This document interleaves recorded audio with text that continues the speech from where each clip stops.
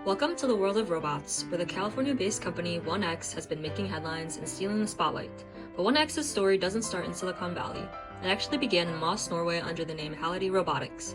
Back in 2014, they set out with a clear mission: create general-purpose robots that coexist with and elevate humanity. Early creations catered to the industrial sector with factory humanoids.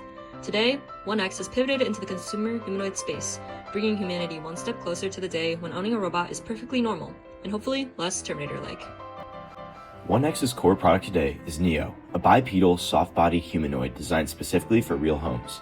The product evolved through several versions: Neo Beta in 2024, Neo Gamma in 2025, and now the consumer-ready Neo Home Robot, which is available for pre-order at $20,000 or $499 a month with deliveries planned in 2026. Neo is built to help with everyday chores: opening doors, turning lights off, fetching objects, organizing clothing, and vacuuming. A major differentiator is 1X's proprietary actuator system. Neo uses Revo1, a tendon-driven high torque-to-weight motor inspired by human muscle mechanics. This enables smoother, safer, and more human-like motion than traditional rigid industrial robots. Revo1 combined with compliant joints and a softer outer design forms the foundation of Neo's physical capabilities. But Neo's intelligence, the system that lets it understand and interact with the world, is equally important. In the ongoing process of how to teach robots how to move and respond like humans, 1X uses something called the Redwood AI World Model. This is what Neo runs on, which basically means it spends its entire existence predicting what's about to happen next. Future frames, future outcomes, also it can plan, adjust, and maybe someday perform basic tasks without supervision. So here's how it works. Neo gets video input, and that goes into a video encoder, which turns the chaos of real life into a neat, latent representation. The model backbone processes that, the action encoder adds whatever Neo is trying to do, and a prediction of the future is created: video, value estimates, the whole package. During early stages, humans actually steer these robots around in VR, a phase called expert mode.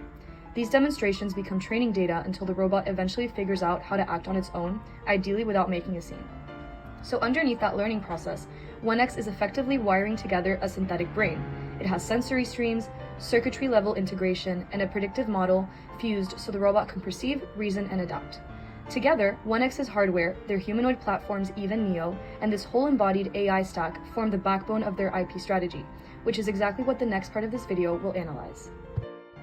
1X's IP strategy is surprisingly lean but very targeted. Their core asset is a patent family on a human-like direct drive robot filed in 2017, with about 10 published documents across the US, Canada, Japan, the EPO, and the WIPO. This covers their distinctive hardware architecture, their low gear ratio actuators, the tendon-driven systems that map directly onto the Revo1 motors using Eve and Neo.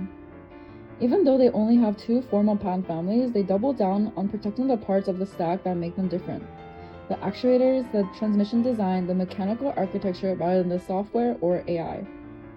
Beyond patents, they rely heavily on copyright. Everything from product renders to videos to technical diagrams is owned by 1X and protected through their site terms. Their branding is also a key piece of their IP. Names like 1X, Eve, and Neo, plus their visual identity system functions as trademarks. One complication is that another American company claims rights to 1X marks, so navigating trademark classes and jurisdictions is an ongoing strategic consideration. Overall, their IP focus is narrow but highly aligned with their core hardware that differentiates their robots. Building on that overview, the logic behind 1X's IP strategy becomes much clearer, especially after speaking with someone directly involved in commercialization. From that primary source, it's clear that 1X protects only what actually matters and does so with a level of operation secrecy that feels almost cultural. First, 1X concentrates nearly all formal protection on the physical architecture of the robot. Their tendon-driven actuation system, something no other humanoid company is using, is the core differentiator, and it's guarded far more through secrecy than filings. Many roboticists don't believe the system should work, which ironically makes the trade secrecy even more effective. Competitors aren't meaningfully trying to replicate what they assume won't scale. Even with a small patent footprint, imitation becomes slow, expensive, and uncertain. Second, instead of filing dozens of patents, 1X layers protection through controlled knowledge. Key subsystems may have limited patent coverage, but the real defensibility comes from in-house manufacturing, design choices, and internal know-how that never leaves the building. Employees sign strict NDAs, phone cameras are covered, and the company even had to contract professional waste destruction services because people had previously tried digging through the trash for prototypes. They now run regular disclosure training meetings to reinforce what cannot be shared. It's not a patent fortress, it's a culture of containment. Third, Neo operates as much as a brand asset as a technical one. Names, trademarks, interface, design, and the overall visual shape and identity of how the robot is understood and trusted. In a field where public perception matters, brand IP does real strategic work. Finally, the AI model and the training data are kept entirely behind the curtain. In humanoid robotics, real-world data is scarce, and 1X's advantage comes from training directly on their own deployed robots. Those data pipelines, how they collect, tune, and refine the model, are exactly the kind of assets that lose value if disclosed.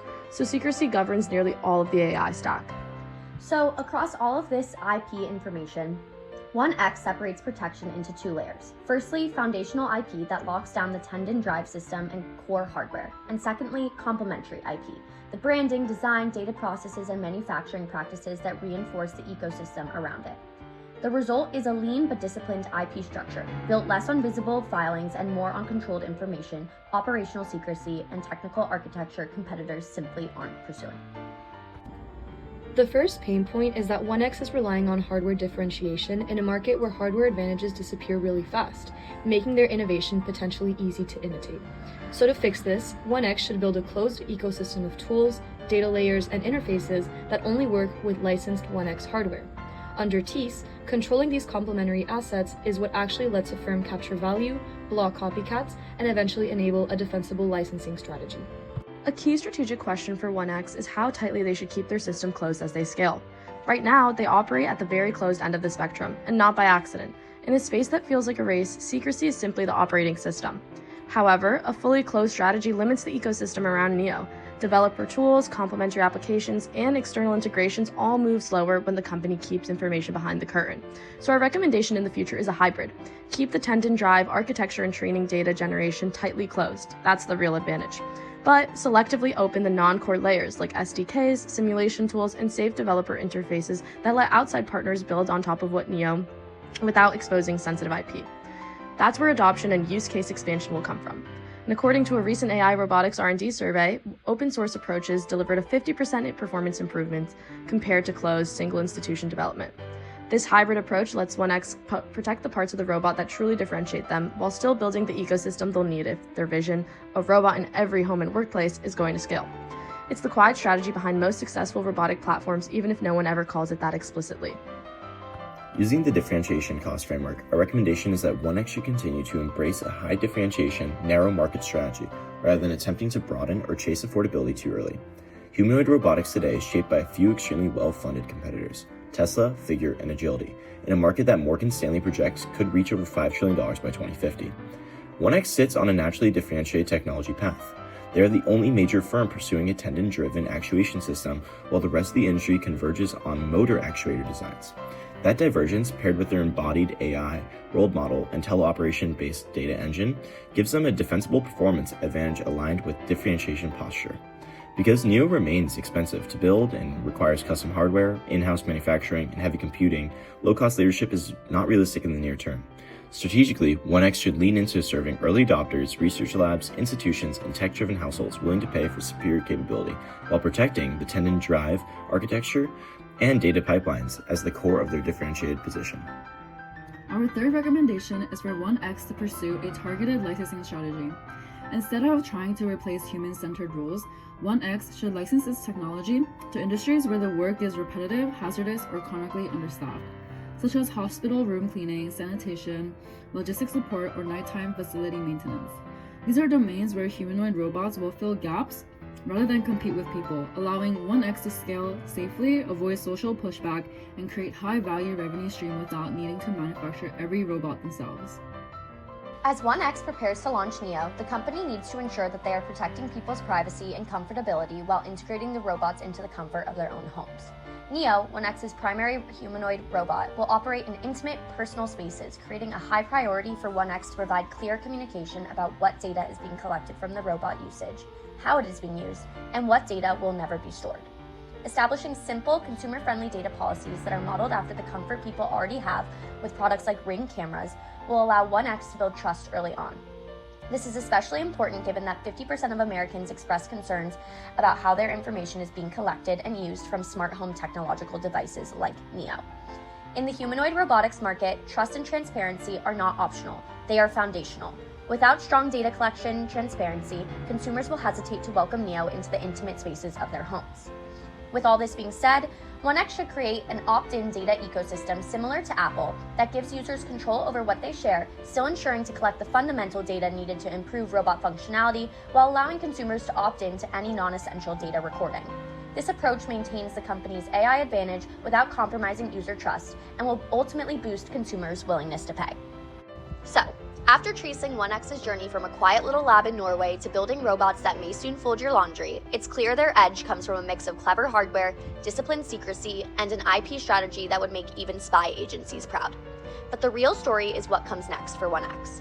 As Neo steps out of the factory and into actual homes, 1X has the chance to shape not just a product, but a new chapter in how humans and robots coexist and interact. And if 1X gets it right, the future might look a lot less like the Terminator and a lot more like the world 1X has been quietly building all along.